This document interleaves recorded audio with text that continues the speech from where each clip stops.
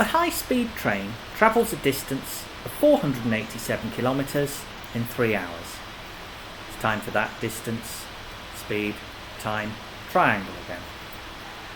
The distance is measured to the nearest kilometre. As soon as it says that, I like to get a straight line drawn.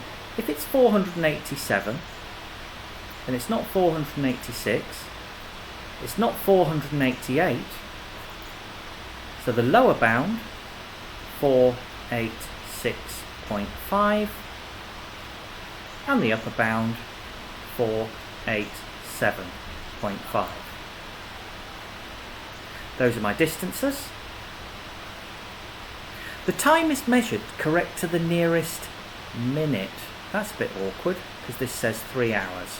But 3 times 60, 180 minutes. So if it's 180 to the nearest minute, then it's not 179 for the time. It's not 181. So the lower bound, 179.5. And the upper bound, 180.5. And now comes the fun bit. Work out the average speed in kilometres per minute of the train to a suitable degree of accuracy. Let's do the upper bound first of all.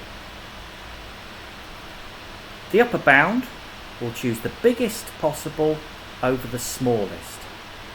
The biggest possible distance, 487.5, over the smallest possible time, 179.5.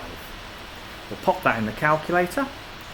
487.5 divided by 179.5 gives me an answer using the SD button of 2.71587, and it goes on for a bit. And the lower bound, well, if the upper bound's here comes big and small, the lower bound will be here comes small over big.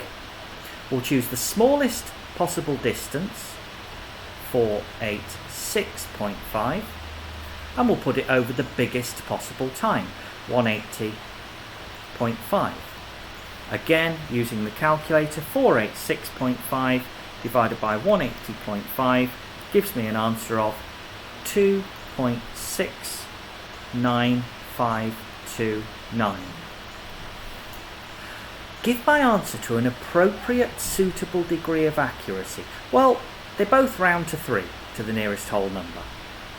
In fact, actually, they'd both round to 2.7, because that 9 would be brave enough to push that 6 up to a 7. To 2 decimal places, this would be 2.72. This would be 2.70. So the second decimal place doesn't work. But we can round them both to 2.7. We need to give a reason why. Because they both round to this.